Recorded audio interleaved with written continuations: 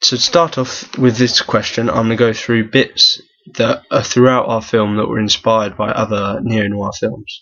The bit in the pub where Scarlett and Jake are talking, and we wanted Scarlett to come across as very seductive.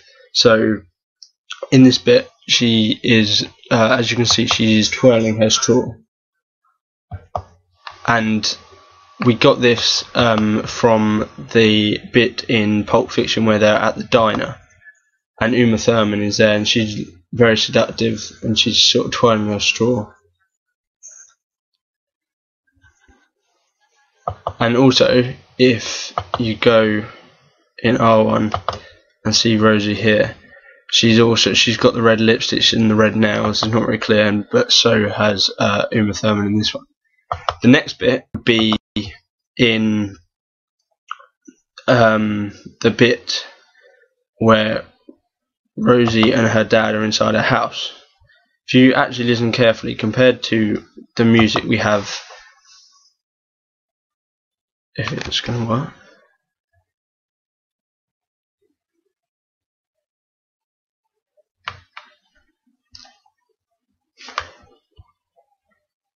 Well, I'll show you where we got it from anyway. So in this bit, in LA Confidential, he is at a guy's house and there is a woman who's been a victim of sexual abuse.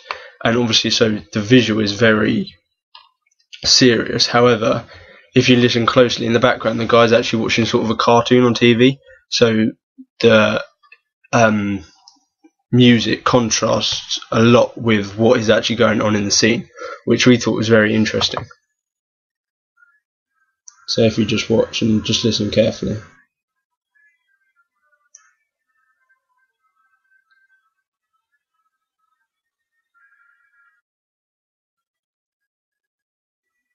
And he's sort of like laughing at it and stuff, so.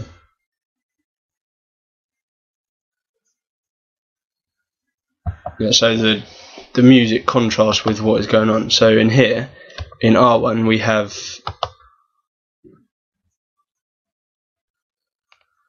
I can't open it.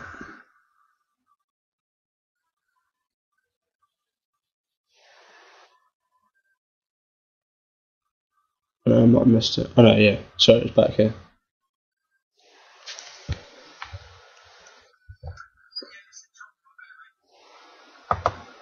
And if you listen carefully in the background, you can actually hear a Madonna track that's sort of, bearing in mind him and Scarlett are arguing, it contrasts with what is going on in the scene, like the scene from LA Confidential.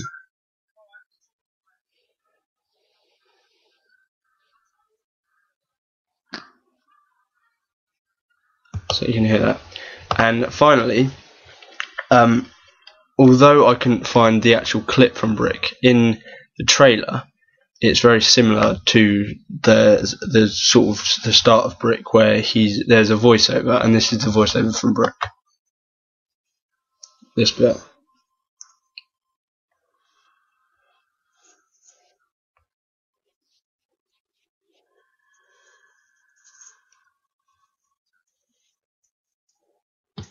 So we wanted to recreate this sort of, because that one is quite a sort of a mysterious voiceover, because you're not quite really sure what he's on about. So, but whereas ours, it's a little bit different, but it is still again quite similar. But with ours, we wanted to put across to the audience, like, it's very emotional, and we wanted the audience to sympathise with Jake. So as you know, ours talks about his dad and stuff like that.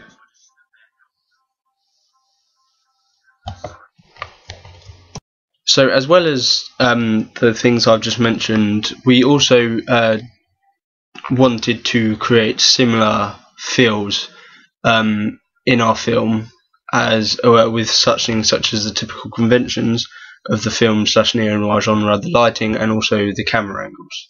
So firstly, we have this shot from Double Indemnity when the femme fatale is first revealed. She's in white, which represents innocence, but the low angle of the shot could show that she's very dominant and in control, even though this is the first time we've just met her.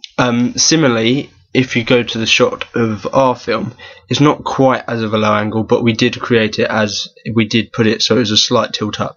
Again, although she's wearing black, she has got a white, which could represent her innocent side again. But also we panned up with a slow tilt, which created mystery within the audience. Next, in this shot, you can see out the window there are cops running towards the scene, and this is used very much in film noirs, like the long shot through. You don't just see what's in front of you; you see like in the background as well. And we recreated this in our scene with Rosie and her boyfriend, as they're just talking, and then Jake comes in between them. So that could represent that he's getting in between them in a way, and it will represent that in the storyline. And we wanted to use this like in LA Confidential, just so we could have it in our film. Here we have a shot from Brick where it's the villain, and he has the Venetian blinds in the background letting light in. And Venetian blinds are a typical convention of film noir, and we wanted to use this in our film when the villain is in shot, and here it is. And we also wanted to use the lighting, so half of his face is in dark, which represents two sides to his personality, but we also wanted the Venetian blinds, as I said, because it's typical convention of film noir, and also because it just creates a really good feel to the shot, I think, personally.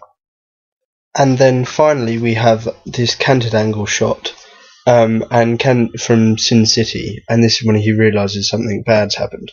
So this sort of realisation shot on the canted angle is very common in film noirs, or neo-noirs in this case, and we wanted to recreate this when Jake's on the phone and he realises that it's Scarlett's dad that has actually killed his father, with this slight canted angle and the look on his face. And I think this angle creates obscurity, and it adds tension to the audience, and which I feel is really good.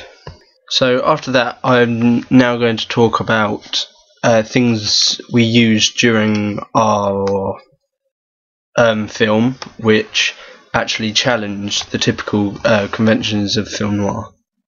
The first thing we challenged was the typical thing you find in film noirs, sort of the phone booths, the old-fashioned phones, but because we were doing a neo-noir and we wanted to make it more modern, we thought we'd use a mobile phone instead. So here you can see Jake obviously typing it into his phone, and he's on the phone, and then if you listen carefully it rings. So, and Scarlett's dad picks up, so yeah, he's on the phone basically. And this is different from an example in Brick where they're talking and he's in the phone booth, and you find this in many film noirs that they are actually it's sort of quite old-fashioned and they're in the phone booth. So we wanted to challenge this in a way that it changed it a bit to sort of mix things up. Also, we have in this one, I won't go through the whole clip because it's quite long, but it's basically sort of the last between the femme fatale and this guy, and basically what happens is he ends up killing her, which in film noirs it's not typical that the femme fatale always dies, but it is typical that she has something to do with the death, and in some cases she does die, but yeah, she's got something to do with the plot. But she's never the one actually killing, which we thought was quite good, because at the end of ours we have a killing scene, but at this very moment in time the audience actually think that this is Jake, because obviously this guy killed his dad.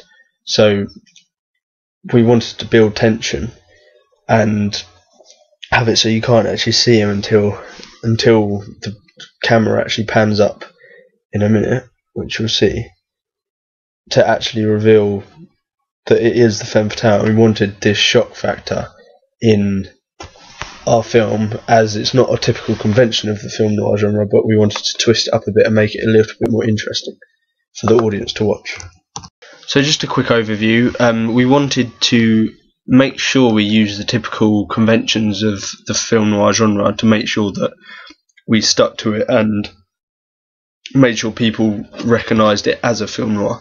But we also wanted to put in our own little bits and switch things up a little bit, just to make the genre our own and make sure we had bits in there but changed it around a little bit to make it a little bit more interesting for the audience and a little bit more interesting for us to film, and it made us think a bit more and use different elements to get our final piece, which I'm very pleased with.